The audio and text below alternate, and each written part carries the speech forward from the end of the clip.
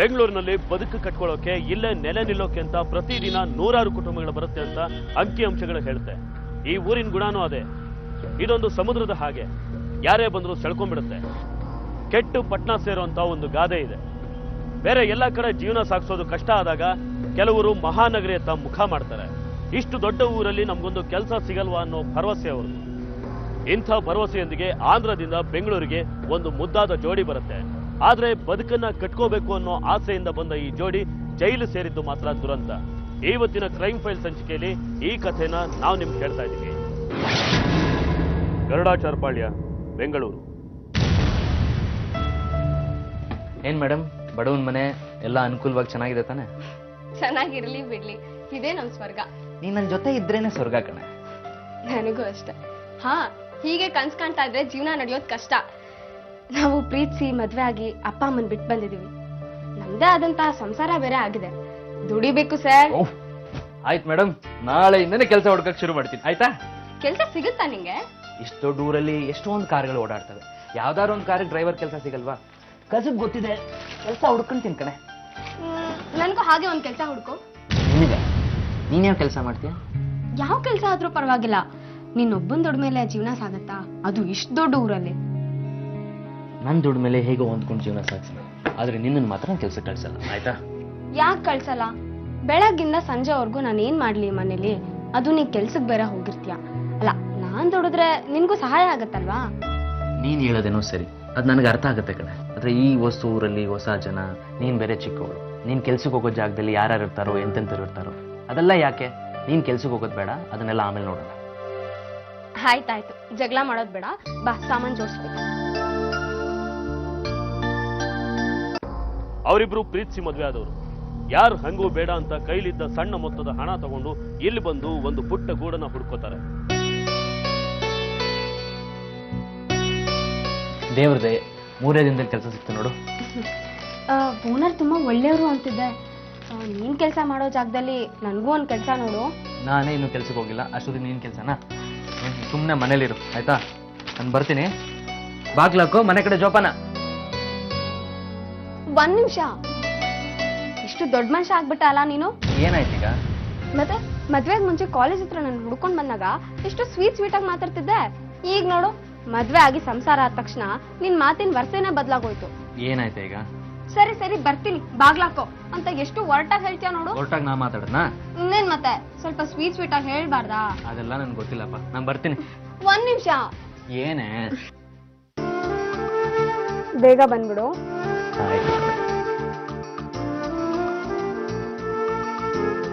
ಸತೀಶಂಗೇನೋ ಕೆಲಸ ಸಿಕ್ತು, ಜೀವನಕ್ಕೇನು ತೊಂದರೆ ಇಲ್ಲ. ಆದ್ರೆ ಶ್ರಾವಣಿ ಛಲವಂತ ಹುಡುಗಿ. ಸುಮ್ಮನೆ ಮನೇಲಿ ಕೂರೋದು ಅವಳಿಗೆ ಆಗದೆ ಇರೋ ಮಾತು. ತಾನು ದುಡಿಬೇಕು, ತಮ್ಮ ಸಂಸಾರದ ರಥಾನ ಇನ್ನಷ್ಟು ಸಿಂಗರಿಸಬೇಕು ಅನ್ನೋದು ಅವಳ ಆಸೆ. ಅವಳ ಆಸೆಗೆ ತಕ್ಕ ಅವಕಾಶವೊಂದು ತಾನಾಗೆ ಹುಡ್ಕೊಂಡ್ಬರುತ್ತೆ. ಹೊಸದಾಗಿ ಬಂದಿದ್ದೀರಾ? ಹೌದು. ಯಾರ್ಯಾರಿದ್ದೀರಾ? ನಾನು ನಮ್ಮ ಯಜಮಾನ್ರು ಇದ್ದೆ. ಯಾವ ಊರು ನಿಮ್ದು? ನಮ್ದು ಆಂಧ್ರ. ಓ, ಎಷ್ಟು ದೂರದಿಂದ ಬಂದಿದ್ದೀರಾ? ಇಲ್ಲಿ ಯಾರಾದ್ರೂ ನೆಂಟ್ರು ಇದ್ದಾರಾ? ಹಾಗೇನಿಲ್ಲ, ಹೀಗೆ ಎಲ್ಲಾದ್ರೂ ಒಂದ್ ಕಡೆ ಜೀವನ ಮಾಡ್ಲೇಬೇಕಲ್ಲ. ಅದು ಅಲ್ಲದೆ ಇಲ್ಲಿ ನಮ್ಮ ಯಜಮಾನ್ರಿಗೆ ಒಳ್ಳೆ ಕೆಲಸ ಸಿಗತ್ತೆ ಅಂತ ಬಂದಿದ್ವಿ. ಏನ್ ಕೆಲಸ ಮಾಡ್ತಾರೆ ನಿಮ್ಮ ಯಜಮಾನ್ರು? ಅವರು ಡ್ರೈವರ್ ಆಗಿದ್ದಾರೆ. ಇವತ್ತಿಂದನೇ ಕೆಲಸ ಶುರು ಮಾಡಿದ್ದು. ಎಲ್ಲ ಬೆಲೆಗಳು ಜಾಸ್ತಿ, ಒಬ್ಬರ ದುಡ್ಡು ಮೇಲೆ ಸಂಸಾರ ನಡೆಸೋದು ತುಂಬಾನೇ ಕಷ್ಟ. ಹೌದು, ನಾನು ನಮ್ಮ ಯಜಮಾನ್ರಿಗೆ ಇದೇ ಮಾತನ್ನ ಹೇಳ್ತಿರ್ತೀನಿ. ಅವ್ರು ನನ್ನ ಮಾತೇ ಕೇಳಲ್ಲ. ನಾನು ಕೆಲ್ಸಕ್ಕೆ ಹೋಗ್ತೀನಿ ಅಂದ್ರೆ ಬೇಡ ಅಂತಾರೆ. ಸರಿ, ನನಗೆ ಕೆಲ್ಸಕ್ಕೆ ಹೋಗ್ತಾಯ್ತು, ಬರ್ತೀನಿ. ಒಂದ್ ನಿಮಿಷ. ನೀವು ಕೆಲ್ಸಕ್ಕೆ ಹೋಗ್ತೀರಾ? ಹೌದು. ಎಲ್ಲಿ? ನಾನ್ ಮಾಡೋ ಕೆಲಸ ನೀವು ಮಾಡ್ತೀರಾ? ಏನ್ ಕೆಲಸ ಮಾಡ್ತೀರಾ ನೀವು?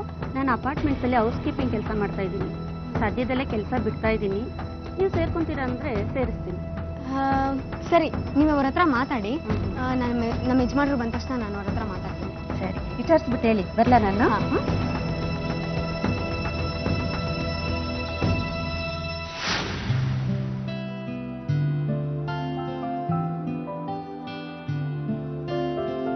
ನನಗೂ ಕೆಲಸ ಸಿಗೋ ಹಾಗಿದೆ. ನೀನ್ ಹೂ ಅಂದ್ರೆ ನಾಳೆಯಿಂದಾನೇ ಹೋಗ್ಬೋದು.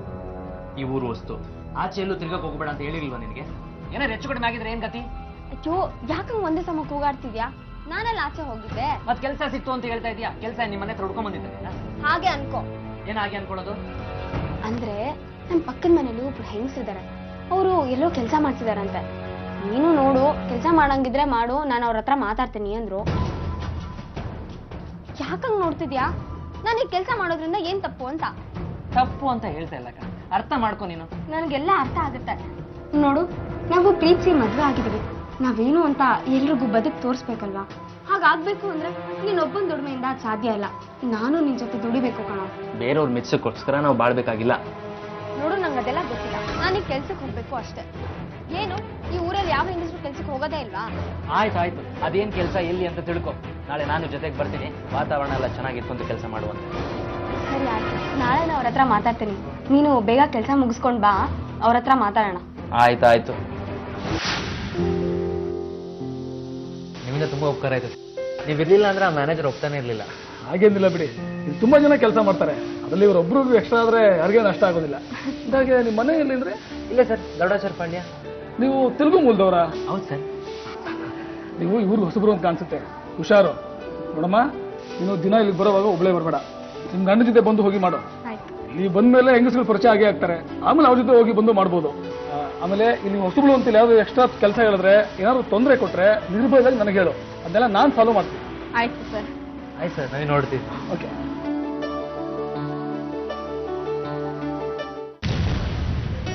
ಒಳ್ಳೆ ಮನುಷ್ಯ ಅನ್ಸುತ್ತಲ್ಲ, ಎಷ್ಟು ಕಾಳಜಿಯಿಂದ ಮಾತಾಡಿದ್ರು. ಹೌದು, ನೀನೇ ತಾನೇ ಹೇಗೋ ಏನೋ ಅಂತ ಹೆದರ್ಕೊಂಡಿದ್ದು. 5 ಬೆರಳು ಒಂದೇ ತರ ಇರುತ್ತಾ? ಎಲ್ರೂ ತರ ನನಗೂ ಸ್ವಲ್ಪ ಭಯ ಆಯ್ತು. ಅವ್ರು ನೋಡಿದ್ಮೇಲೆ ಭಯ ದೂರ ಆಯ್ತು. ಜಾಗ ನೋಡಿದ್ರೆ ಏನು ತೊಂದರೆ ಇಲ್ಲ ಅನ್ಸುತ್ತೆ. ಹೌದು, ಹಾಗಿದ್ರೆ ನಾನು ಕೆಲ್ಸಕ್ಕೆ ಬರ್ಬೋದಲ್ಲ? ಖಂಡಿತ ಹೋಗು, ಆದ್ರೆ ಅವ್ರು ಹೇಳಿದೆಲ್ಲ ನೆನಪಿರ್ಲಿ. ಆಯ್ತಾಯ್ತು, ನಡಿ. ಹೆಂಡತಿ ಕೆಲ್ಸಕ್ಕೆ ಹೋಗೋದೇ ಬೇಡ ಅಂತಿದ್ದ ಸತೀಶ ಅಪಾರ್ಟ್ಮೆಂಟ್ನ ಕೆಲಸದ ವಾತಾವರಣ ನೋಡಿ ನಿಟ್ಟುಸಿರು ಬಿಡ್ತಾನೆ. ಕೆಲ್ಸಕ್ಕೆ ಹೋಗೋದಕ್ಕೆ ಗಂಡ ಒಪ್ಪಿಗೆ ನೀಡಿದ್ರಿಂದ ಶ್ರಾವಣಿಗೂ ಸಂತೋಷ. ಆದ್ರೆ ಮುಂದೆ ಇದೇ ಅವರ ಬದುಕಿನಲ್ಲಿ ದೊಡ್ಡ ಬಿರುಗಾಳಿ ಎಬ್ಸೋ ಸಂಗತಿ ಆಗುತ್ತೆ. ಮುಂದೆ ನಡೆಯೋ ಅನಾಹುತಗಳಿಗೆಲ್ಲ ಕಾರಣ ಆಗುತ್ತೆ ಅನ್ನೋ ಅಂದಾಜು ಇವರಿಬ್ರಿಗೂ ಇರೋದಿಲ್ಲ. ಇನ್ನೊಂದ್ಸಲ ನನ್ ಸವಾಸಕ್ ಬಂದ್ರೆ ನೋಡ್ ನಿನ್ಗೆ ಏನ್ ಮಾಡ್ತೀನಿ. ಸೂಪರ್ವೈಸರ್ ಆಗ್ಬಿಟ್ರೆ ನೀನ್ ಬೈದಂಗೆಲ್ಲ ಬೈಸ್ಕೋಬೇಕಾ? ನೀನ್ ಹೇಳಿದ್ನೆಲ್ಲ ಕೇಳಿಸ್ಕೋಬೇಕಾ? ಹೋಗ್ಲಿ ಪಾಪ ಅಂತ ಸುಮ್ನಿದ್ರೆ ನಾನೇನ್ ಬೇರೆ ತರನೇ ನೋಡ್ತೀಯಾ? ನನ್ ತಂಗಿ ಮದ್ವೆ ಇದೆ, 15 ದಿವಸ ರಜಾ ಕೊಡಿ ಅಂದ್ರೆ ನಾನ್ ಕೇಳಿದ್ ಕೊಡ್ತೀಯಾ? ರಜಾ ಕೊಡ್ತೀನಿ ಅಂತ ಹೇಳ್ತಾರೆ. ಎಲ್ಲ ಇಲ್ದಿರೋದೆಲ್ಲ ಮಾತಾಡಬೇಡಮ್ಮ ನೀನು. ಕೆಲಸ ಮಾಡೋದೆಲ್ಲ ಹೆಂಗಸರ ನನ್ನ ಅಕ್ಕ ತಂಗಿರು ಅಂತ ತಿಳ್ಕೊಂಡ್ರು ನಾನು. ಅಲ್ಲ, ನಿನ್ ಮೇಲೂ ರಜಾ ಕೊಡಲಿಲ್ಲ ಅಂದ್ರೆ ಅದಕ್ಕೆ ನಾನೇನಮ್ಮ ಮಾಡ್ಲಿ? ನೀನೇ ನನ್ನ ಜೊತೆ ಕೆಟ್ಟದಂಗೆ ಮಾತಾಡಿದ್ದು. ನಂಗೆ ರಜಾ ಕೊಟ್ರೆ ಅಲ್ಲಿಂದ ಬಂದ್ಮೇಲೆ ನಿನ್ ಜೊತೆ ಅಡ್ಜಸ್ಟ್ ಮಾಡ್ಕೋತೀನಿ ಏನ್ ತಂದೆ. ನನ್ ಸಂಬಳ ಜಾಸ್ತಿ ಮಾಡುವಂತ ನಾನು ಹಿಂದೆ ಬಿದ್ದು ಅಸಭ್ಯ ನಡ್ಕೋತಿರೋದು ನೀನು. ಅಂಥದ್ರಲ್ಲಿ ನನ್ನ ಮೇಲೆ ಆರೋಪ ಮಾಡ್ತಾ ಇದೆಯಲ್ಲಮ್ಮ, ಇದು ಯಾವ ನ್ಯಾಯನಮ್ಮ? ನೋಡಮ್ಮ, ಈ ರೀತಿ ಎಲ್ಲ ಕಿರ್ಚಾಡಿ ನನ್ನ ಮರ್ಯಾದೆ ತೆಗಿಬೇಡ ನೀನು. ಬೇಕಾದ್ರೆ ಮೇಲವ್ರ ಹತ್ರ ಹೋಗಿ ರಜಾ ತಗೊಳ್ಳಿ, ನಮ್ದೇನು ಅಭ್ಯಂತರ ಇಲ್ಲ. ಹೋಗ್ತೀನಿ ಬಿಡಯ್ಯ, ನಿನ್ ಮರ್ಯಾದೆ ಬೇರೆ ಕೇಡು. ಮ್ಯಾನೇಜರ್ ಹತ್ರ ಹೋಗಿ ಮಾತಾಡಿ ನಿನ್ ಕಂತೆ ಪುರಾಣ ಎಲ್ಲ ಹೇಳ್ ಬರ್ತೀನಿ. ನೋಡ್ತಾ ಇರು, ನಿಂಗೆ ಗ್ರಾಚಾರ ಬಿಡಿಸ್ತೀನಿ. ಏನ್ರಮ್ಮ, ನಾನು ಯಾವತ್ತಾರು ನಿಮ್ಮ ಮನ್ಸಿಗೆ ನೋವಾಗಿ ನಡ್ಕೊಂಡಿದ್ದೀನ? ಅಮ್ಮ ಒಂದು ಏಟ್ ಹೊಟ್ಬಿಟ್ಟು ಹೋಗಿದ್ದು ನಮ್ಗೆ ಬೇಜಾರಾಗ್ತಿರ್ಲಿಲ್ಲ. ಇದಕ್ಕೆಲ್ಲ ಆರೋಪ ಮಾಡೋದು.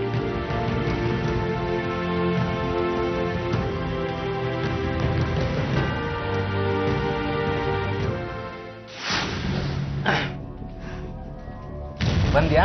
ಹಾ, ಬಂದೆ. ಏನಿದು? ತಗದ್ ನೋಡು. ಏನಿದು? ಎಲ್ಲಿಂದ ತಂದೆ?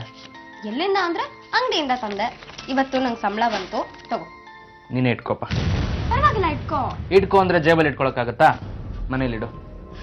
ಸರಿ ಆಯ್ತು, ಈ ಶರ್ಟ್ ಹಾಕೋ. ಈಗ್ಲೇನಾ? ಈಗ್ಲೇ ಹಾಕೋ, ನಾನ್ ನೋಡ್ಬೇಕು ನೀ ಹೇಗ್ ಕಾಣ್ತೀಯ ಅಂತ. ಆಯ್ತು, ಕೊಡೆ.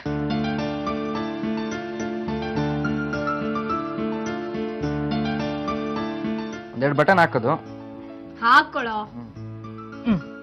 ನೋಡಪ್ಪ, ತುಂಬಾ ಚೆನ್ನಾಗಿ ಕಾಣಿಸ್ತಿದ್ಯಾ. ನಾನು ಹೊಸ ಬಟ್ಟೆ ಹಾಕಿದ್ರೆ ಮಾತ್ರ ಚೆನ್ನಾಗಿ ಕಾಣುತ್ತೆ. ಶ್ರಾವಣಿ, ನನಗೆ ಕ್ಷಮಿಸ್ಬಿಡೆ. ಕ್ಷಮಿಸದ? ಯಾಕೆ? ನಿನ್ನ ಪ್ರೀತಿ ಮಾಡಿ ಮದುವೆ ಮಾಡಿಕೊಂಡು ಆಂಧ್ರದಿಂದ ಇಲ್ಲಿ ಕರ್ಕೊಂಬಂದೆ. ಸುಖವಾಗಿ ನೋಡ್ಕೋಬೇಕಾಗಿತ್ತು, ಆದರೆ ಕೆಲ್ಸಕ್ಕೆ ಕಳಿಸ್ತಾ ಇದ್ದೀನಿ. ಕಷ್ಟ ಆಗ್ತಿರ್ಬೇಕಲ್ವಾ? ಇಲ್ಲ ಕಣು, ನೀನೇನ್ ಹೋಗು ಅಂದ್ಯಾ? ನಾನ್ ತಾನೇ ಕೆಲ್ಸಕ್ಕೆ ಹೋಗ್ತಿರೋದು. ಬದುಕೋದಕ್ಕೆ ದುಡ್ಡು ಬೇಕು ನಿಜ, ಆದ್ರೆ ನಿನ್ ಪ್ರೀತಿ ಎಲ್ಲದಕ್ಕಿಂತ ದುಡ್ಡು. ನಾನ್ ನಿನ್ ಜೊತೆ ತುಂಬಾ ತುಂಬಾ ತುಂಬಾ ಖುಷಿಯಾಗಿದ್ದೀನಿ.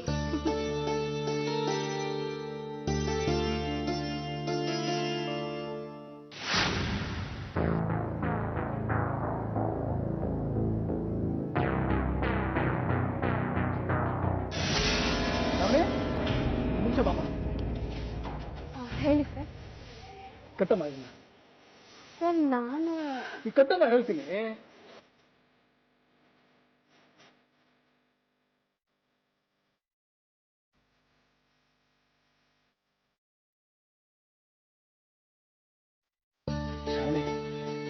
ನೋಡಿದ್ರೆ ನನಗೆ ತುಂಬಾ ಸಂತೋಷ ಆಗುತ್ತಮ್ಮ.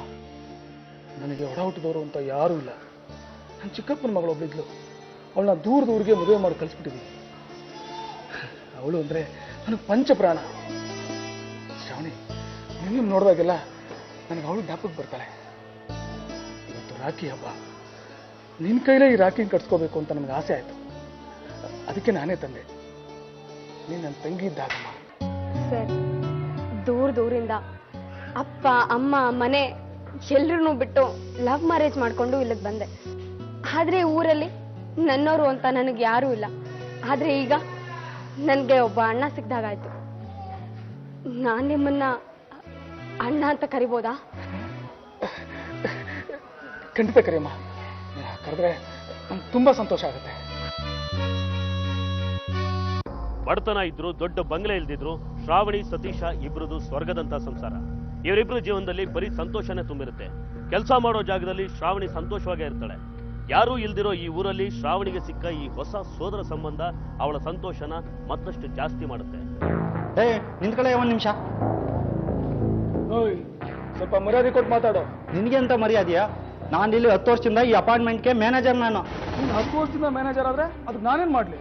ಹೌಸ್ ಕೀಪಿಂಗ್ ಸೂಪರ್ವೈಸರ್ ಅಂತ ಬೋರ್ಡ್ ಹಾಕೊಂಡ್ರೆ ಸಾಲದು, ಸರಿಯಾಗಿ ಕೆಲಸ ಮಾಡಿಸ್ಬೇಕು. ನಿಮ್ ಡಿಪಾರ್ಟ್ಮೆಂಟ್ ಅವರು ಕಸನ ಎಲ್ಲೆಂದ್ರಲ್ಲಿ ತಂದು ಸುರಿತಾರಲ್ಲ, ಯಾರೇ ಎತ್ತಾಕರೋದನ್ನ? ನೋಡೋ, ನಾವು ನಮ್ಮ ಕೆಲಸನ ಸರಿಯಾಗಿ ಮಾಡ್ತಾ ಇದೀವಿ. ಅಷ್ಟಕ್ಕೂ ಇದನ್ನೆಲ್ಲ ಕೇಳೋದು ನೀನ್ ಯಾರು? ನೋಡು, ಈ ಅಪಾರ್ಟ್ಮೆಂಟ್ ಗಾರ್ಡನ್ ಸೂಪರ್ವೈಸರ್ ನಾನು. ಕಾಲ್ ಕೆರ್ಕೊಂಡು ಸುಮ್ಮನೆ ಜಗಳಕ್ಕೆ ಬರ್ಬೇಡ ನೀನು. ಗೊತ್ತೋ, ಬೇಕು ಬೇಕು ಅಂತ ಈಗೆಲ್ಲ ಮಾಡಿಸ್ತಾ ಇದೀಯಾ. ಹೋಸಲ ಮೀಟಿಂಗ್ ಅಲ್ಲಿ ಗಾರ್ಡನ್ ಸರಿ ಇಲ್ಲ ಅಂತ ಎಷ್ಟು ಮಾತಾಡ್ದೆ ನೀನು? ಎಲ್ರ ಹತ್ರ ಅವಮಾನ ಮಾಡಿಸ್ದೆ, ಚೀಮಾರಿ ಹಾಕಿಸ್ದೆ, ಅದೆಲ್ಲ ಮರ್ತಿಲ್ಲ ನಾನು. ಅದಕ್ಕೇನೀಗ? ನಾನು ಕಂಪ್ಲೇಂಟ್ ಮಾಡ್ತೀನಿ ಈ ಸಲ. ಮಾಡ್ಕೋ ಹೋಗಲು. ನಿನ್ನೆ ನೀನ್ ಯಾವ್ದೋ ಹೆಂಗ್ಸ್ ಜೊತೆ ಜಗಳ ಆಡ್ಕೊಂಡಿದ್ದಲ್ಲ, ಅದ ಮೀಟಿಂಗ್ ಅಲ್ಲಿ ಹೇಳ್ತೀನಿ. ಗಾರ್ಡನಿಂಗ್ ಕೆಲಸ ಮಾಡಕ್ ಬರೋ ಹೆಂಗಸರು ವಿಚಾರದಲ್ಲೂ ಕೆಟ್ಟಾಗಿ ನಡ್ಕೊಂಡಿದ್ಯಾ ನೀನು. ಆ ವಿಚಾರನು ಮೀಟಿಂಗ್ ಅಲ್ಲಿ ಇಡ್ತೀನಿ. ಕಿತ್ತಾಕಿಸ್ತೀನಿ ನಿನ್ನ ಕೆಲಸದಿಂದ. ನಿನ್ನೆ ಮೊನ್ನೆ ಬಂದು ಕೆಲಸಕ್ಕೆ ಸೇರ್ಕೊಂಡು ಅಧಿಕಾರ ಚಲಾಯಿಸ್ತೀಯ ನನ್ನ ಮೇಲೆ. ಅದಂಗೆ ನಿನ್ ಕೆಲಸದಲ್ಲಿ ಮುಂದುವರಿತೀಯೋ ನಾನು ನೋಡ್ತೀನಿ.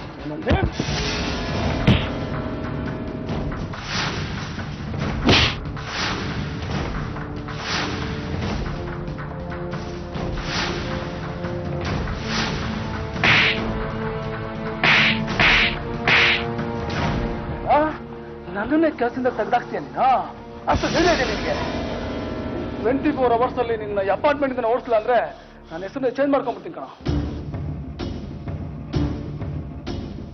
ಶ್ರಾವಣಿ, ಏನ್ ಮಾಡ್ತಿದ್ದ ನನ್ನ ತಂಗಿ? ಹೀಗೆ ಗ್ಲಾಸ್ ಒರೆಸ್ತಿದ್ದೆ ಅಣ್ಣ. ಏನಮ್ಮ, ಕೈ ಏನೋ ಏಟ್ ಮಾಡ್ಕೊಂಡಿದ್ಯಾ? ಅಯ್ಯೋ, ನಿನ್ನೆ ಅಡ್ಗೆ ಮಾಡ್ಬೇಕಾದ್ರೆ ಸಣ್ಣ ಗಾಯ ಆಯ್ತು ಅಷ್ಟೇ. ಶ್ರಾವಣಿ, ಅದೆಲ್ಲ ಹಾಗೆಲ್ಲ ನೆಗ್ಲೆಕ್ಟ್ ಮಾಡಬಾರ್ದು. ಸುಡಿಲ್ ಕೈ. ಅಲ್ಲ ಕಣಮ್ಮ, ಏನಾದ್ರೂ ಹೆಚ್ಚು ಕಮ್ಮಿ ಆಗಿ ಸೆಪ್ಟಿಕ್ ಆಗಿದೆ, ಏನ್ ಗತಿ? ಹೆಣ್ಮಕ್ಳು ಕೈ ಚೆನ್ನಾಗಿರ್ಬೇಕು, ಮೃದುವಾಗಿರ್ಬೇಕಮ್ಮ. ನಿನ್ಗ ಹುಚ್ಚು ಹುಡುಗಿ, ನಿನ್ಗೇನು ಗೊತ್ತೇ ಆಗೋದಿಲ್ಲ. ನೋಡೋ, ಇದು ವಾಸಿ ಆಗೋವರೆಗೂ ನೀರೆಲ್ಲ ಮುಟ್ಟಬೇಡ. ಇದನ್ನು ನಾಡ್ರು, ತಿಳಿತಾ? ಸರಿ. ಹುಷಾರಾಗಿ.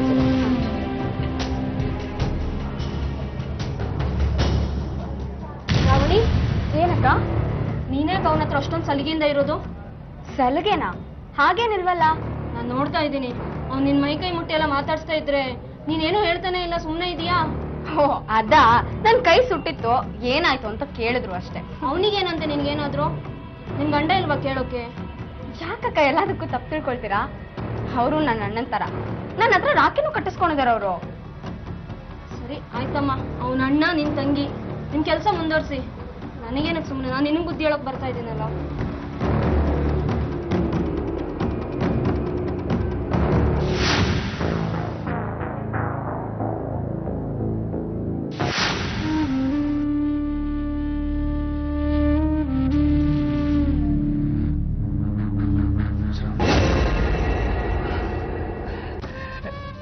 ಶ್ರಾವಣಿ, ಶರವಣ, ಶರವಣ, ಶ್ರಾವಣಿ, ನಮ್ಮಿಬ್ರು ಹೆಸರು ಎಷ್ಟು ಚೆನ್ನಾಗಿ ಹೊಂದಾಣಿಕೆ ಆಗುತ್ತಲ್ಲ. ಇದು ಆ ದೇವರೇ ಮಾಡಿರೋ ಜೋಡಿ. ಶ್ರಾವಣಿ, ಶ್ರಾವಣಿ, ಪ್ಲೀಸ್ ಒಪ್ಕೋ. ನಾನು ನಿನ್ನ ಖಂಡಿತ ಕೈ ಬಿಡಲ್ಲ. ನಾನು ನಿನ್ನ ಮದುವೆ ಆಗ್ತೀನಿ. ಆ ನಿನ್ನ ಗಂಡನ ಬಿಟ್ಬಿಡು. ನಾವೆಲ್ಲಾದ್ರೂ ದೂರ ದೂರ ಹೋಗಿ ಹಾಯಾಗಿದ್ಬಿಡೋಣ. ನಾಚಿಕೆ ಆಗಲ್ಲ ನಿನ್ಗೆ? ಎಲ್ಲರೂ ನಿನ್ ಬಗ್ಗೆ ಹೇಳಿದ್ರು, ನಾನ್ ನಂಬಿರ್ಲಿಲ್ಲ. ಆದ್ರೆ ಈಗ ಗೊತ್ತಾಗ್ತೀನಿ ನಿನ್ ಯೋಗ್ಯತೆ ಏನು ಅಂತ. ಥು. ಶ್ರಾವಣಿ, ಅವ್ರು ಯಾವ ಮಾತು ಕೇಳ್ಬೇಡ, ಯಾವ್ದಕ್ಕೂ ತಲೆ ಕೆಡಿಸ್ಕೋಬೇಡ. ನಾನು ನಿನ್ನ ಚೆನ್ನಾಗಿ ನೋಡ್ಕೋತೀನಿ, ರಾಣಿ ಹಾಗೆ ನೋಡ್ಕೋತೀನಿ ಶ್ರಾವಣಿ. ಏಯ್, ಏಯ್, ಬಿಡು.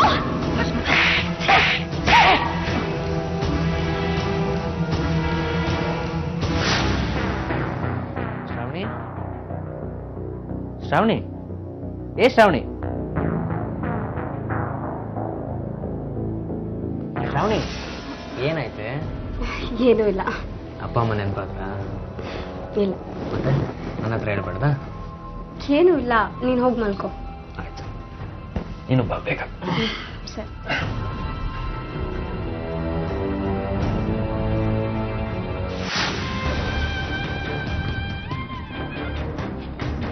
Hello hello Shravani. ನೀನಾ? ಶ್ರಾವಣಿ ಪ್ಲೀಸ್ ಫೋನ್ ಕಟ್ ಮಾಡ್ಬೇಡ.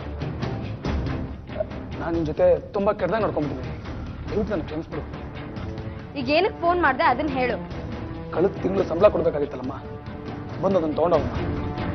ಸರಿ ಆಯ್ತು, ಬರ್ತೀನಿ.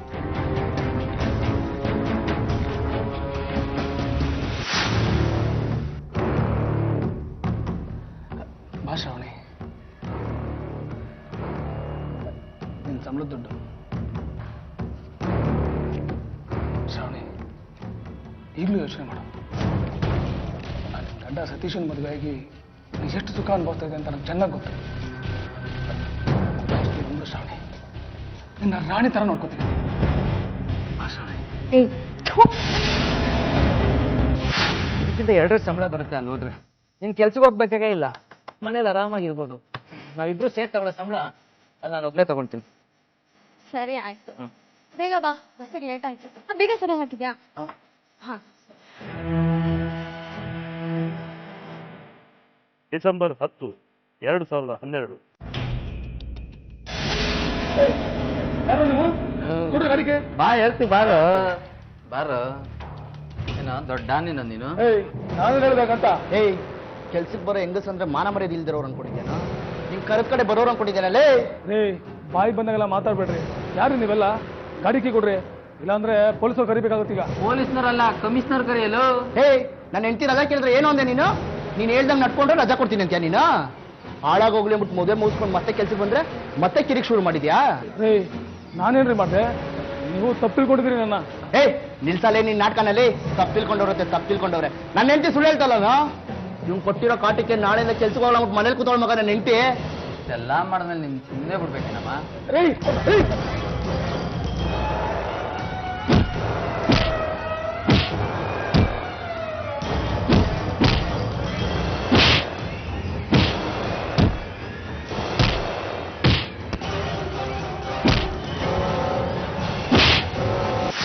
ಡಿಸೆಂಬರ್ 10, 2012, ರಾತ್ರಿ 10 ಗಂಟೆ.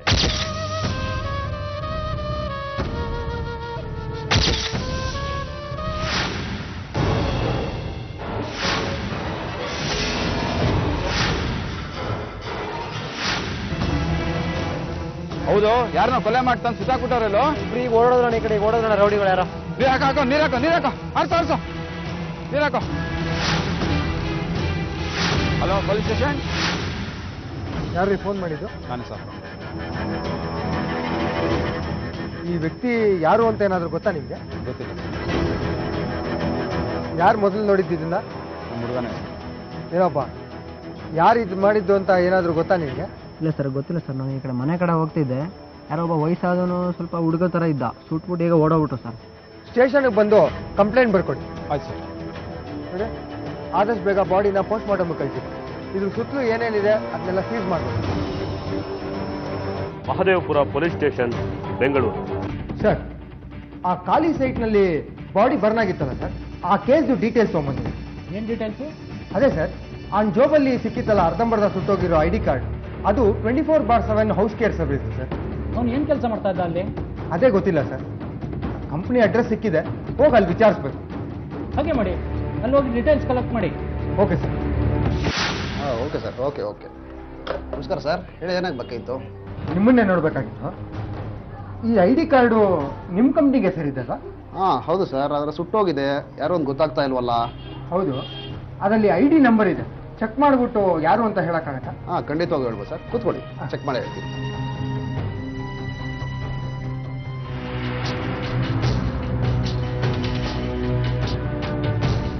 ಹಾಂ ಸರ್, ನನ್ನ ಹೆಸರು ಶರವಣ ಅಂತ. ನಮ್ಮ ಏಜೆನ್ಸಿ ಮುಖಾಂತರ ನೀವು ಒಂದು ಅಪಾರ್ಟ್ಮೆಂಟ್ಸಲ್ಲಿ ಹೌಸ್ ಕೀಪಿಂಗ್ ಸೂಪರ್ವೈಸರ್ ಆಗಿದ್ದ. ಯಾಕೆ ಸರ್, ಏನಾಯ್ತು ಇವ್ರಿಗೆ? ಕಾರ್ಡೆಲ್ಲ ಸುಟ್ಟೋಗಿದೆ ಅಲ್ಲ? ಆ ಮನುಷ್ಯ ಸತ್ತೋಗಿದ್ದಾನ್ರಿ. ಸುಟ್ಟೋಗಿ ಏನಾಗಿದೆ ಸರ್ ಅವನಿಗೆ? ಕೊಲೆ ಆಗಿದ್ದಾನ್ರಿ. ಯಾರೋ ಕೊಲೆ ಮಾಡಿಬಿಟ್ಟು ಬಾಡಿ ಸುಟ್ಟಾಕ್ಬಿಟ್ಟು ಹೋಗಿದ್ದಾರೆ. ಅರ್ಧಂಬರ್ಧ ಬೆನ್ನ ಬಾಡಿ ಪಕ್ಕದಲ್ಲಿ ಈ ಕಾರ್ಡ್ ಸಿಕ್ತು. ಸರ್, ನಾನು ನೋಡ್ದಂಗೆ ಶರವಣ ತುಂಬ ಡೀಸೆಂಟ್ ಹುಡುಗ ಸರ್. ಯಾರು ಸವಸ್ಕು ಓದೋನಲ್ಲ. ಯಾರು ಸರ್ ಕೊಲೆ ಮಾಡಿದ್ದೀವ್ನ?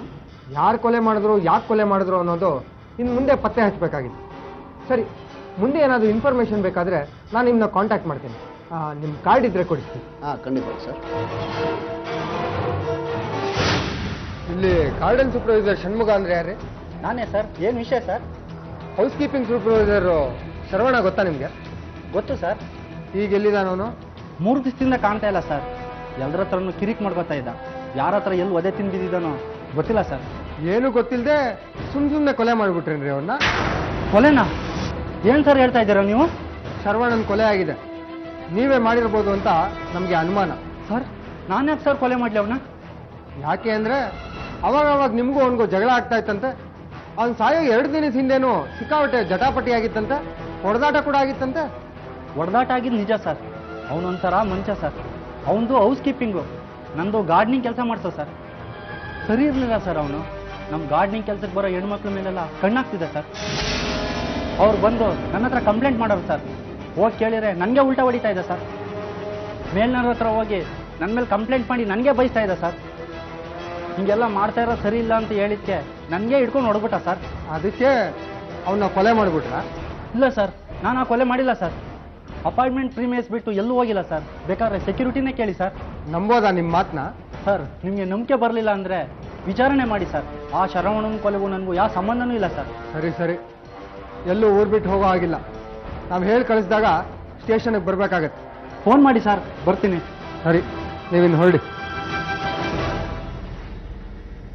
ಏಜೆನ್ಸಿಗೆ ಹೋಗಿ ಶರವಣನ ಬಗ್ಗೆ ಮಾಹಿತಿ ಪಡ್ಕೊಂಡ ಪೊಲೀಸರು ನೇರವಾಗಿ ಬ್ರಿಗೇಡ್ ಮೆಟ್ರೋಪಾಲಿಟನ್ ಅಪಾರ್ಟ್ಮೆಂಟ್ಗೆ ಬರ್ತಾರೆ. ಅಲ್ಲಿ ಶರವಣನ ಬಗ್ಗೆ ವಿಚಾರಿಸಿದಾಗ ಆತ ಗಾರ್ಡನ್ ಸೂಪರ್ವೈಸರ್ ಜೊತೆ ಆಗಾಗ ಜಗಳ ಆಡ್ತಾ ಇದ್ದಿದ್ದು ಮತ್ತು ಕೊಲೆಯಾಗೋ ಹಿಂದಿನ ದಿನ ರಾತ್ರಿ ಶಿವಕುಮಾರ್ ಜೊತೆ ಆಡಿದ ದೊಡ್ಡ ಜಗಳದ ಮಾಹಿತಿ ಸಿಗುತ್ತೆ. ನಮಸ್ಕಾರ ಸರ್. ಏನು ಸರ್ ವಿಷಯ? ಬನ್ನಿ ಸರ್ ಒಳಗಡೆ. ಒಳಗೆ ಬರೋದಾಗಿರಲಿ. Brigade Metropolis apartment supervisor Saravana ಗೊತ್ತಿರ್ಬೇಕಲ್ಲ ನಿಮಗೆ? ಗೊತ್ತು ಸರ್. ಯಾಕೆ ಸರ್, ಎಲ್ಲಿ ಸಿಕ್ಕಾಕೊಂಡಿದ್ದಾನೆ ಅವನು? ಯಾರ ಕೈಗೂ ಸಿಕ್ಕಾಕೊಳ್ಳದೆ ಸೀದಾ ಕೈಲಾಸಕ್ಕೆ ಸೇರ್ಕೊಂಡಿದ್ದಾನೆ. ತಗೋತ ಸರ್ ಅವನು? ಅವ್ನು ಕೊಲೆ ಆಗಿದೆ. ಆಗ್ಲಿ ಬಿಡಿ ಸರ್. ತುಂಬಾ ನವರಂಗಿ ಆಟಗಳಾಡ್ತಾ ಇದ್ದಾನೆ ನಮ್ಮ ಮಗ. ಯಾರೋ ಸರಿಯಾಗಿ ಮಾಡಿದ್ದಾರೆ. ಮಾಡಬಾರ್ದು ಮಾಡಿದ್ರೆ ಆಗಬಾರ್ದಾಗುತ್ತೆ. ನೀವು ಅವನ ಬಗ್ಗೆ ಮಾತಾಡೋದು ನೋಡಿದ್ರೆ ನಿಮ್ಗೆ ಅವನ ಬಗ್ಗೆ ವಿಪರೀತ ಕೋಪ ಇರೋ ಹಾಗಿದೆ. ಕೋಪನ? ಆ ಕೆಲಸ ನಾನೇ ಮಾಡ್ಬೇಕಂತಿದೆ ಸರ್. ಮಾಡಿದ್ರೆ ಜೈಲ್ಗೆ ಹೋಗ್ಬೇಕಾಗುತ್ತಲ್ಲ ಅಂದ್ಬಿಟ್ಟು ಅವ್ನು ಜೀವದಾನ ಮಗು ಬಂದಿದ್ದೀನಿ. ಈಗಲೂ ಅನ್ಕೊಂಡಿದ್ದ ಕೆಲಸ ನೀವೇ ಯಾಕೆ ಮಾಡಿರಬಾರ್ದು ಅನ್ನೋ ಅನುಮಾನ ನಮಗೆ. ಸರ್, ಆ ಕೆಲಸ ನಾನು ಏನಾದರೂ ಮಾಡಿದ್ರೆ ಸೀದಾ ಪೊಲೀಸ್ ಸ್ಟೇಷನ್ಗೆ ಬಂದು ನಾನೇ ಸರೆಂಡರ್ ಆಗ್ತಿದ್ದೆ ಸರ್. ಸರಿ, ನಿಮಗೆ ಯಾಕೆ ಅಷ್ಟೊಂದು ದ್ವೇಷ ಅಂದಮೇಲೆ? ಸರ್, ನಾವು ಕೂಲಿ ಮಾಡೋ ಜನ ಸರ್. ನಾನು ಆಟೋ ಓಡಿಸ್ತೀನಿ, ಇವಳು ಹೌಸ್ ಕೀಪಿಂಗ್ ಕೆಲಸಕ್ಕೆ ಹೋಗ್ತಿದ್ವಿ ಸರ್. ನನ್ನ ನಾದಿನಿ ಮದುವೆ ಇತ್ತು ಸರ್. ಅದಕ್ಕೆ ಇವಳು 15 ದಿನ ರಜೆ ಕೇಳಿದ್ರೆ ಅವನು ನನ್ನ ಜೊತೆ ಬೇರೆ ರೀತಿ ಅಡ್ಜಸ್ಟ್ ಆದರೆ ರಜಾ ಕೊಡಿಸ್ತೀನಿ, ಇಲ್ಲಾಂದ್ರೆ ರಜಾ ಕೊಡ್ಸಲ್ಲ ಅಂತ ಹೇಳಿದ್ದಾನೆ ಸರ್. ಇವಳು ಅವ್ನಿಗೆ ಬಾಯಿಗೆ ಬಂದಂಗೆ ಬೈದು ಏಜೆನ್ಸಿ ಲೆಟ್ರ್ ಕೊಟ್ಟು ರಜಾ ತಂದಾಗಲೇ ಅವ್ನು ಬ್ರಾಚರ ಬಿಡ್ಸೋಣ ಅಂತಿದ್ದೆ ಸರ್. ನಮ್ಮ ನಾದಿನಿ ಮದುವೆ ಓಡಾಟದಲ್ಲಿ ಸುಮ್ಮನೆ ಆಗ್ಬಿಟ್ಟೆ. ಆಮೇಲೆ ಇವಳು ರಜಾ ಮುಗಿಸ್ಕೊಂಡು ಕೆಲ್ಸಕ್ಕೆ ಹೋದಾಗ ಏನು ಮಾಡ್ದಾಗ ಗೊತ್ತಾ ಸರ್? ಆ ರಾಸ್ಕಲ್ಲು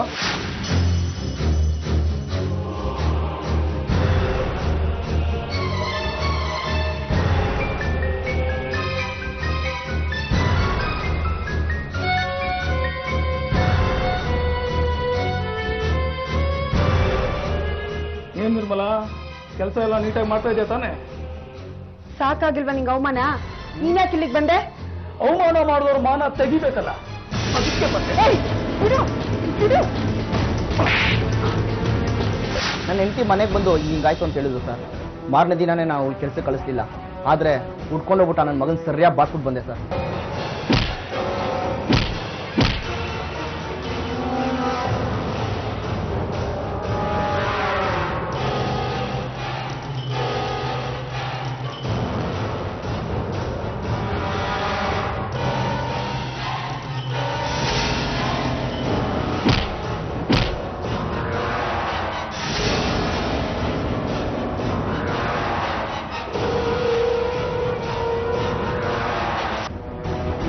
ನಾನೇನೋ ಕೋಪ ತಡ್ಕೊಂಡು ಅವ್ನ ಜೀವ ತೆಗಿದಿರ ಹಂಗೆ ವಾಪಸ್ ಬಂದೆ. ಬೇರೆ ಯಾರೋ ಈ ಕೆಲಸ ಮಾಡಿದ್ದಾರೆ. ಸರಿಯಾಗಿ ಮಾಡಿದ್ದಾರೆ ಬಿಡಿ ಸರ್, ಅವ್ನಿಗೆ ಆಗ್ಬೇಕಾಗಿರೋದೆ. ಸೊ ಈ ಕೊಲೆ ನೀವು ಮಾಡಿಲ್ಲ? ಖಂಡಿತ ಇಲ್ಲ ಸರ್, ಈ ಕೊಲೆಗೂ ನನಗೂ ಯಾವುದೇ ಸಂಬಂಧ ಇಲ್ಲ. ಅವ್ನು ಸತ್ತಿರೋ ವಿಷಯ ನೀವು ಬಂದು ಹೇಳಿದ್ಮೇಲೆ ನನಗೆ ಗೊತ್ತಾಗ್ತಾ ಇರೋದು.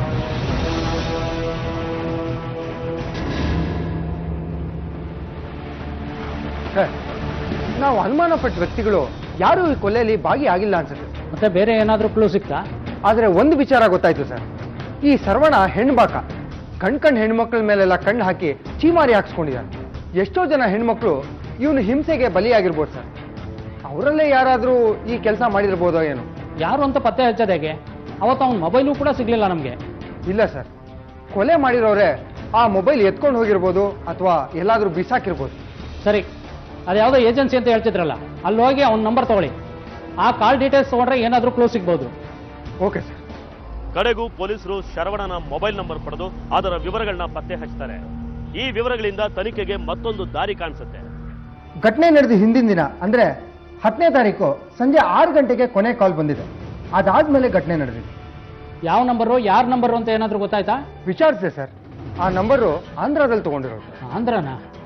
ಹೌದು ಸರ್. ಫೋನ್ ಮಾಡಿದ್ರ ಆ ನಂಬರ್ಗೆ? ಹೌದು ಸರ್, ಆದರೆ ಸ್ವಿಚ್ ಆಫ್ ಅಂತ ಬರ್ತಾ ಇದೆ. ಆ ನಂಬರ್ದು ಡೀಟೇಲ್ಸ್ ತರಿಸಿ, ಏನಾದರೂ ಕ್ಲೂ ಸಿಗ್ಬೋದು. Okay sir. ಸಾಮಾನ್ಯವಾಗಿ ಮೊಬೈಲ್ ನಂಬರ್ನ ವಿವರಗಳು ಸಿಕ್ಕ ಮೇಲೆ ಆರೋಪಿನ ಕಂಡು ಹಿಡಿಯೋ ಕೆಲಸ ಸ್ವಲ್ಪ ಸುಲಭ ಆಗುತ್ತೆ ನಿಜ. ಆದ್ರೆ ಈ ಕೇಸ್ನಲ್ಲಿ ನಂಬರ್ನ ವಿವರಗಳು ಸಿಕ್ಕ ಮೇಲೂ ಪೊಲೀಸರು ಸ್ವಲ್ಪ ಒದ್ದಾಡಬೇಕಾಗತ್ತೆ.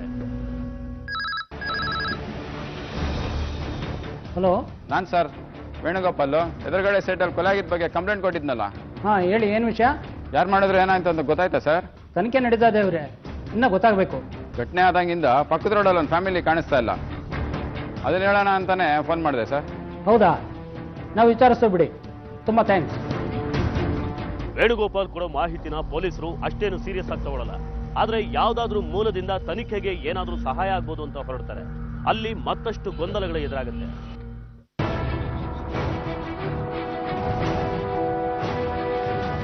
ಏನಮ್ಮ, ಆ ಮನೇಲಿ ಇದ್ರಲ್ಲ, ಅವ್ರು ಎಲ್ಲೋದ್ರು ಅಂತ ಏನಾದ್ರು ಗೊತ್ತಿಲ್ಲ ಸರ್.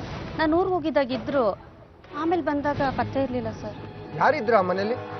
ಅವ್ರ ಪರಿಚಯ ಏನಾದ್ರು ಇತ್ತ ನಿಮ್ಗೆ? ಆಗ್ತಾನೆ ಮದುವೆ ಆಗಿ ಒಂದು ಜೋಡಿ ಬಂದಿದ್ರು ಸರ್. ಅವ್ರಿಗೆ ಕೆಲಸ ಹುಡುಕ್ತಾ ಇತ್ತು, ನಾನೇ ಅವ್ರಿಗೆ ಕೆಲಸ ಕೊಡಿಸಿದ್ದೆ. ಎಲ್ಲಿ ಕೆಲಸ ಮಾಡ್ತಾ ಇದ್ರು ಅವರು? ಬ್ರಿಗೇಡ್ ಮೆಟ್ರೋಪಾಲಿಸ್ ಅನ್ನೋ ಅಪಾರ್ಟ್ಮೆಂಟ್ನಲ್ಲಿ ಸರ್. ಅವರು ಯಾವ ಊರವರು ಅಂತ ಏನಾದ್ರು ಹೇಳಿದ್ರ? ಊರು ಗೊತ್ತಿಲ್ಲ ಸರ್, ಆಂಧ್ರದವರು ಅಂತ ಹೇಳ್ದಂಗಿತ್ತು. ಸರಿನಮ್ಮ,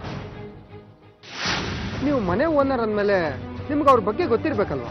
ಗೊತ್ತು ಸರ್, ಚಿಕ್ಕ ವಯಸ್ಸಿನ ಗಂಡೆ ಅಂತ ಅಲ್ವಾ, ನೋಡೋಕೆ ಒಳ್ಳೆಯವ್ರ ಕಾಣಿಸ್ತಾ ಇದ್ರು, ಅದಕ್ಕೆ ಮನೆ ಕೊಟ್ಟೆ ಸರ್. ಮನೆ ಖಾಲಿ ಮಾಡ್ಬೇಕಾದ್ರೆ ಏನಾದ್ರು ಹೇಳ್ಬಿಟ್ಟು ಹೋದ್ರ? ಬೇರೆ ಒಳ್ಳೆ ಕಡೆ ಕೆಲಸ ಸಿಕ್ಕಿದೆ, ನಮ್ಮ ಮನೆ ಖಾಲಿ ಮಾಡ್ಕೊಂಡು ಹೋಗ್ತೀವಿ ಅಂತ ಹೇಳ್ಬಿಡೋದು ಸರ್.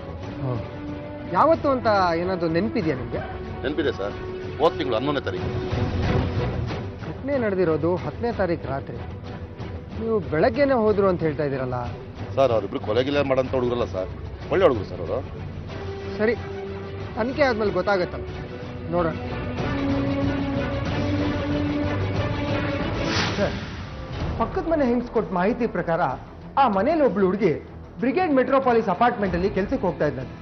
ಅವರಲ್ಲಿ ಕೆಲಸ ಮಾಡ್ತಾ ಇದ್ರು ಅಂದ ಮಾತ್ರಕ್ಕೆ ಅವರೇ ಕೊಲೆ ಮಾಡಿದ್ದಾರೆ ಅಂತ ಹೇಳಕ್ಕಾಗೋದಿಲ್ವಲ್ಲ? ಕರೆಕ್ಟ್ ಸರ್, ನಮಗೂ ಆ ರೀತಿ ಯಾವ ಸಾಕ್ಷಿನೂ ಸಿಕ್ಕಿಲ್ಲ. ಮನೆ ಓನರು ಅಕ್ಕಪಕ್ಕದವರೆಲ್ಲ ಅವ್ರ ಬಗ್ಗೆ ಒಳ್ಳೆ ಅಭಿಪ್ರಾಯನೇ ಹೇಳಿದ್ದಾರೆ. ಆ ಶರವಣ ಲಾಸ್ಟ್ನಲ್ಲಿ ಕಾಲ್ ಮಾಡಿದ್ನಲ್ಲ, ಆ ನಂಬರ್ ಡೀಟೇಲ್ಸ್ ಏನಾದರೂ ಗೊತ್ತಾಯ್ತಾ? ಈ ನಂಬರಿಂದ ಜಾಸ್ತಿ ಕಾಲು ಹೋಗ್ಲೂ ಇಲ್ಲ, ಬಂದೂ ಇಲ್ಲ. ಆದರೆ ಘಟನೆ ನಡೆಯೋ ಹಿಂದಿನ ದಿನ ಅಂದ್ರೆ 10ನೇ ತಾರೀಕು ರಾತ್ರಿಯಿಂದ ಬೆಳಗಿನ ಜಾವದ ತನಕ ಒಂದು 10-12 ಕಾಲು ಸೇಮ್ ನಂಬರ್ಗೆ ಹೋಗಿತ್ತು. ಫೋನ್ ಮಾಡಿ ನೋಡಿ ಆ ನಂಬರ್ಗೆ. ಸರಿ ಸರ್. ಸರ್, ನಾಟ್ ರೀಚಬಲ್ ಬರ್ತಾ ಇದೆ, ಆದರೆ ಭಾಷೆ ಮಾತ್ರ ಆಂಧ್ರ ಕಡೆದಿದೆ ಸರ್. ಕೊಲೆ ಮಾಡಿ ಆಂಧ್ರಾಗೆ ಏನಾದರೂ ತಪ್ಪಿಸ್ಕೊಂಡು ಹೋಗಿದಾರಾ ಅಂತ. ಆಂಧ್ರನ? ಸರ್, ಆ ಮನೇಲಿದ್ದ ಗಂಡ ಹೆಂಡತಿ ಕೂಡ ಆಂಧ್ರ ಕಡೆಯವರು ಅಂತ ಅಕ್ಕಪಕ್ಕದವ್ರು ಹೇಳಿದ್ರು. ಆ ಮನೆಗೂ ಈ ಕೊಲೆಗೂ ಏನೋ ಸಂಬಂಧ ಇದೆ ಅನ್ಸುತ್ತೆ. ಒಂದ್ಸರಿ ಆ ಮನೆಯನ್ನ ಚೆಕ್ ಮಾಡಬೇಕು, ಏನಾದರೂ ಕ್ಲೂ ಸಿಗ್ಬಹುದು. ಎಲ್ಲ ಸರಿಯಾಗಿ ಚೆಕ್ ಮಾಡ್ರಿ.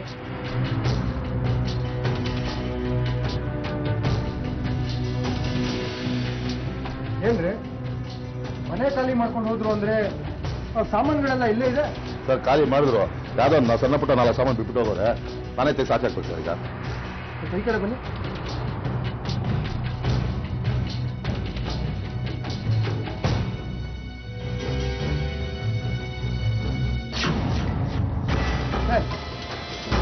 ಇಲ್ಲಿ ನೋಡಿ ರಕ್ತದ ಕಲೆಗಳು. ಹಾಂ, ಇದನ್ನು ಫೋರೆನ್ಸಿಕ್ ಡಿಪಾರ್ಟ್ಮೆಂಟಿಗೆ ಕಳಿಸ್ಕೊಡೋ ವ್ಯವಸ್ಥೆ ಮಾಡಿ. Okay sir. ಯಾವಾಗ ಪೊಲೀಸರು ಆ ಮನೆ ಬೀಗ ತೆಗೆದು ನೋಡಿದ್ರು ಅಲ್ಲಿಗೆ ಕೊಲೆ ನಡೆದ ಜಾಗ ಇದೆ ಅನ್ನೋದು ಅವರಿಗೆ ಖಾತ್ರಿ ಆಗುತ್ತೆ. ಆದ್ರೆ ಕೊಲೆ ಮಾಡಿದವ್ರು ಯಾರು? ಆ ಮನೆಯಲ್ಲಿದ್ದ ವ್ಯಕ್ತಿಗಳ. ಘಟನೆ ನಡೆದಿರೋದು ಅವರು ಮನೆ ಖಾಲಿ ಮಾಡಿದ್ಮೇಲೆ. ಅಂದ್ರೆ ಖಾಲಿ ಮನೆನ ಉಪಯೋಗಿಸ್ಕೊಂಡು ಯಾರಾದ್ರೂ ಈ ಕೆಲಸ ಮಾಡಿರ್ಬೋದಾ? ಅಲ್ಲಿ ನಿಜವಾಗ್ಲೂ ನಡೆದಿದ್ದಾದ್ರೂ ಏನು? ತನಿಖೆ ಎಲ್ಲದಕ್ಕೂ ಉತ್ತರ ಕೊಡುತ್ತೆ. 100% ಕನ್ಫರ್ಮ್ ಸರ್, ಕೊಲೆ ನಡೆದಿರೋದು ಅದೇ ಮನೇಲಿ. ಆದ್ರೆ ಆ ಮನೇಲಿದ್ದವರು ಇಬ್ರು ಚಿಕ್ಕ ವಯಸ್ಸಿನ ಗಂಡ ಹೆಂಡತಿ. ಆದ್ರೆ ಬಾಡಿ ಸುಟ್ಟು ಹಾಕಿದ್ದು ಇಬ್ರು ಗಂಡಸರು ಅಂತ ಅದನ್ನ ನೋಡಿದ ಹುಡುಗ ಹೇಳ್ತಾ ಇದ್ದ. ಆ ಮನೇಲಿ ಇದ್ದ ಹುಡುಗಿ ಆ ಕೊಲೆ ಶ್ರವಣ ಕೆಲಸ ಮಾಡ್ತಾ ಇದ್ದ ಜಾಗದಲ್ಲೇ ಕೆಲಸ ಮಾಡ್ತಾ ಇದ್ವಿ. ಜೊತೆಗೆ ಅವರು ಆಂಧ್ರದ ಕಡೆಯವರು. ನಮಗೆ ಸಿಕ್ಕಿರೋ ನಂಬರ್ ಕೂಡ ಆಂಧ್ರದ ಕಡೆ ಸರ್. ಆ ನಂಬರ್ಗೆ ಒಂದ್ಸರಿ ಫೋನ್ ಮಾಡಿ. ಸರಿ ಸರ್. ಫೋನ್ ಮೂಲಕ ಯಾವ ಟ್ರಿಕ್ಸು ಉಪಯೋಗಿಸೋದು ಬೇಡ. ಅವನಿಗೆ ಅನುಮಾನ ಬಂದು ಸ್ವಿಚ್ ಆಫ್ ಮಾಡಿದ್ರೆ ನಮಗೆ ಕಷ್ಟ. ಅವನಿರೋ ಜಾಗ ಪತ್ತೆ ಹಚ್ಚಿ ನೇರವಾಗಿ ಹಿಡಿಬೇಕು. ನಡೀರಿ ಹೋಗೋಣ. ಓಕೆ. ಕೊನೆಗೂ ಫೆಬ್ರವರಿ 22, 2013 ಆಂಧ್ರ ಪ್ರದೇಶ ಪ್ರಕಾಶಂ ಜಿಲ್ಲೆ ಚಂದ್ರಶೇಖರಪುರಂನ ಕ್ವಾರೆಯೊಂದರ ಬಳಿ ಆರೋಪಿಗಳನ್ನ ಪೊಲೀಸರು ಬಂಧಿಸ್ತಾರೆ. ಬಾಯ್ ಬಿಡ್ತೀರಾ ಇಲ್ಲ ಇನ್ನ ಏನೋ ಬೆಂಡೆತ್ಬೇಕಾ? ಸರ್ ಅದು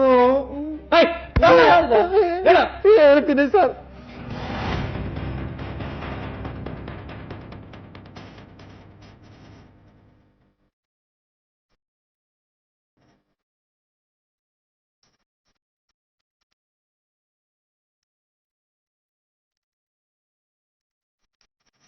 ಈಗೆಲ್ಲಿದ್ದಾರೆ ಅವರು?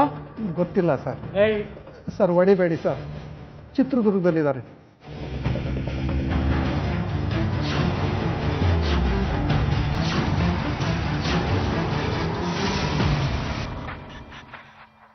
ಮದುವೆ ಆಗಿ 2 ತಿಂಗಳಲ್ಲಿ 2 ಊರು ಬದಲಿಸ್ಬಿಟ್ಟು ನೋಡು.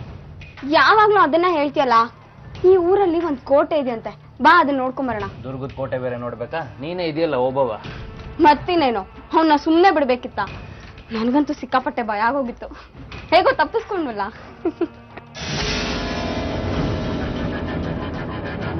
ಮಾಡೋದೆಲ್ಲ ಮಾಡ್ಬಿಟ್ಟು ಇಲ್ಲಿ ಬಚ್ಚಿಟ್ಕೊಂಡಿದ್ದೀರಾ ಸರ್?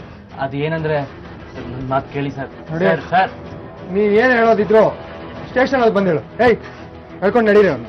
ಸರ್ ಅದು ಸರ್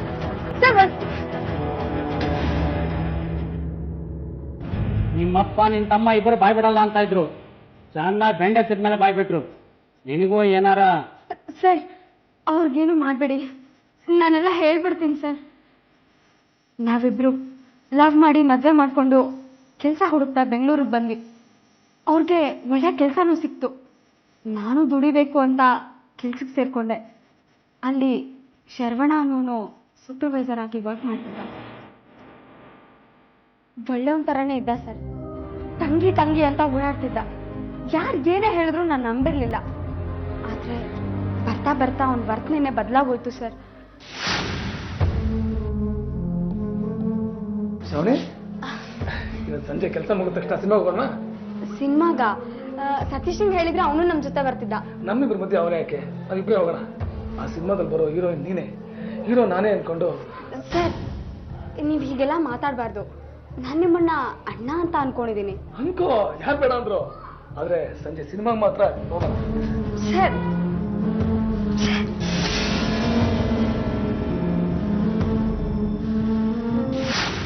ಹೀಗೆ ಏನೇನೋ ಹುಚ್ಚುಚ್ಚಾಗಿ ಮಾತಾಡ್ತಿದ್ದೆ ಸರ್. ಇವ್ರ ಹತ್ರ ತುಂಬಾ ಸತಿ ಹೇಳ್ಬೇಕು ಅಂತ ಪ್ರಯತ್ನ ಮಾಡಿದೆ. ಆದ್ರೆ ಇವ್ರು ಎಲ್ಲಿ ಕೆಲಸ ಬಿಡಿಸ್ಬಿಡ್ತಾರೋ ಅನ್ನೋ ಭಯಕ್ಕೆ ಏನು ಹೇಳಿಲ್ಲ ಸರ್. ದಿನೇ ದಿನ ಅವ್ನ ಕಾಟ ಜಾಸ್ತಿ ಆಯ್ತು ಸರ್. ಕಡೆಗೊಂದಿನ ತುಂಬಾ ಕೆಡ್ದಾಗ ನಡ್ಕೊಂಡ ನನ್ನ ಹತ್ರ. ಯಾವ್ದಕ್ಕೂ ತಲೆ ಕೆಡ್ಸ್ಕೊಬೇಡ, ನಾನು ನಿನ್ನ ಚೆನ್ನಾಗಿ ನೋಡ್ಕೋತೀನಿ. ರಾಣಿ ರಾಣಿ ಹಾಗೆ ನೋಡ್ಕೋತೀನಿ ಶ್ರಾವಣಿ.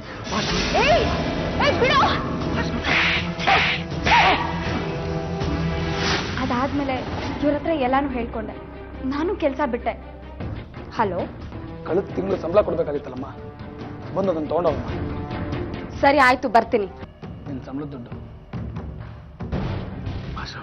ಏಯ್ ಥು. ಏ ಶ್ರಾವಣಿ, ಎಲ್ಲಿ ಹೋಗಿದ್ದೆ? ಸಂಬಳ ತರಕ್ ಹೋಗಿದ್ದೆ. ನೀನ ಯಾಕೆ ಬಂದೆ ನಮ್ಮ ಮನೆಗೆ? ನಿನಗೇನೋ ಕೆಲಸ ಇಲ್ಲಿ? ನಿನ್ನ ಹೆಂಡತಿ ನಾವು ತುಂಬಾ ಹಿಡಿಸ್ಬಿಟ್ಟಿದ್ದಾಳೆ. ಒಳ್ಳೆ ಮಾತಲ್ಲಿ ಅವಳ ನನ್ನ ಜೊತೆ ಕಳಿಸ್ಕೊಟ್ಬಿಡು. ನಮ್ಮ ಮನೆಗೆ ಬಂದು ಈ ತರ ಎಲ್ಲ ಮಾತಾಡಕ್ಕೆ ಎಷ್ಟು ಧೈರ್ಯ ನಿನಗೆ?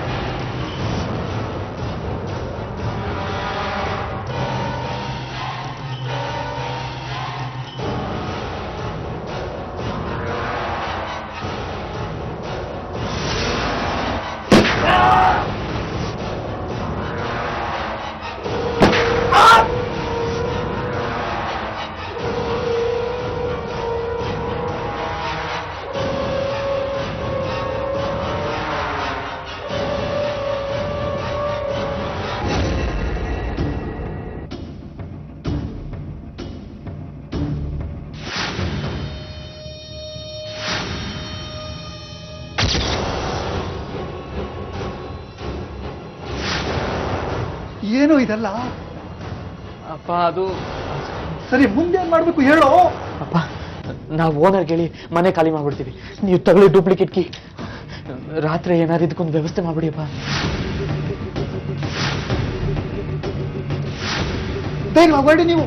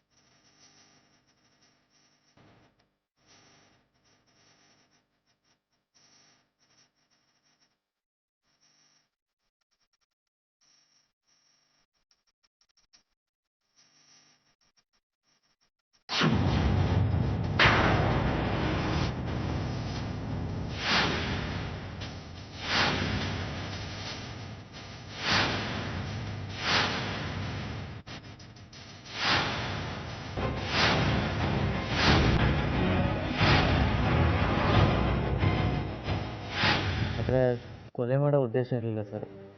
ಅಕಸ್ಮಾತಾಗಿ ಕೊಲೆ ಆಗ್ಬಿಡ್ತು. ನಿಮಗೆ ಉದ್ದೇಶ ಇತ್ತೋ ಇಲ್ವೋ ಅದನ್ನು ಕಾನೂನು ಕೇಳೋದಿಲ್ಲ. ಆದರೆ ಆ ವ್ಯಕ್ತಿನ ಕೊಲೆ ಮಾಡೋ ಹಕ್ಕು ನಿಮ್ಗಿಲ್ಲ. ಈಗ ಆಗ್ತಿದೆ ಅಂತ ಬಿಟ್ಟು ಕಂಪ್ಲೇಂಟ್ ಕೊಡಬೇಕಾಗಿತ್ತು. ಭಾಳ ಬದುಕಬೇಕಾದ ಟೈಮ್ನಲ್ಲಿ ಜೈನ್ ಸೇರ ಕೆಲಸ ಮಾಡ್ಕೊಂಡ್ರಲ್ಲ. ಕಾನೂನಿನ ಮುಂದೆ ನಾವು ಅಸಹಾಯಕರು.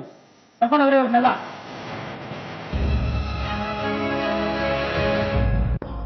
ಈ ಪ್ರಕರಣದಲ್ಲಿ ಸತೀಶ, ಅವನ ತಂದೆ, ಅವನ ತಮ್ಮ ಎಲ್ಲರೂ ಜೈಲು ಸೇರ್ತಾರೆ. ಆದ್ರೆ ಶ್ರಾವಣಿ ಇನ್ನೂ 17 ವರ್ಷದವಳಾದ್ರಿಂದ ಅವಳನ್ನ ಪೊಲೀಸರು ವಶಕ್ಕೆ ತೆಗೆದುಕೊಳ್ಳಲ್ಲ. ಕೊಲೆ ಮಾಡಿದವರಿಗೆ ಶಿಕ್ಷೆ ಆಗಬೇಕು ಅನ್ನೋದು ಕಾನೂನು. ಆದ್ರೆ ಇಲ್ಲಿ ಸತೀಶನ್ಗಾಗ್ಲಿ ಶ್ರಾವಣಿಗಾಗ್ಲಿ ಶರವಣನನ್ನ ಕೊಲೆ ಮಾಡೋ ಉದ್ದೇಶ ಇರಲಿಲ್ಲ. ಆದ್ರೆ ಕಾನೂನು ನಿನಗೆ ಉದ್ದೇಶ ಇತ್ತ ಇಲ್ವಾ, ಕೊಲೆ ಆದವನು ಕೆಟ್ಟವನ, ಕೊಲೆ ಮಾಡಿದವನು ಒಳ್ಳೆಯವನ ಅನ್ನೋದನ್ನ ಕೇಳಲ್ಲ. ಯಾಕೆಂದ್ರೆ ನಿಯಮಗಳಲ್ಲಿ ಭಾವನೆಗಳನ್ನ ಹುಡುಕೋ ಆಗಿಲ್ಲ. ಒಟ್ನಲ್ಲಿ ಶರವಣ ಅನ್ನೋ ಪಾಪಿಯ ಕಾರಣದಿಂದ ಬಾಳಿ ಬದುಕಬೇಕಾದ 2 ಎಳೆ ಜೀವಗಳು ಜೈಲು ಸೇರ್ಬೇಕಾಯ್ತು. ಬದುಕು ಯಾರ ನಿರೀಕ್ಷೆಗೂ ನಿಲುಕದ್ದು ಅನ್ನೋದು ಇದಕ್ಕೆ ಇರಬೇಕು. ಇನ್ಮೇಲಾದ್ರೂ ನಮ್ಮ ಹೆಣ್ಮಕ್ಳು ಕೆಲಸ ಮಾಡೋ ಜಾಗದಲ್ಲಿ ಆಗೋ ಶೋಷಣೆನ ಸಹಿಸಿಕೊಳ್ಳದೆ ಆರಂಭದಲ್ಲೇ ಕಾನೂನಿನ ರಕ್ಷಣೆ ಪಡೆದ್ರೆ ಇಂಥ ಪ್ರಕರಣಗಳು ತಪ್ಪಬಹುದೇನೋ ಅಂತ ಹೇಳ್ತಾ ಇವತ್ತಿನ ಸಂಚಿಕೆನ ಇಲ್ಲಿಗೆ ಮುಗಿಸ್ತಾ ಇದ್ದೀವಿ. ಮುಂದಿನ ಸಂಚಿಕೆಯಲ್ಲಿ ಮತ್ತೊಂದು ವಿಭಿನ್ನ ಕುತೂಹಲಕಾರಿ ಸತ್ಯಕಥೆಯೊಂದಿಗೆ ಮತ್ತೆ ನಿಮ್ಮ ಮುಂದೆ ಬರ್ತೀವಿ. ನಾವು ಕತೆ ಹೇಳ್ತೀವಿ, ನೀವೆಚ್ಚರವಾಗಿರಿ.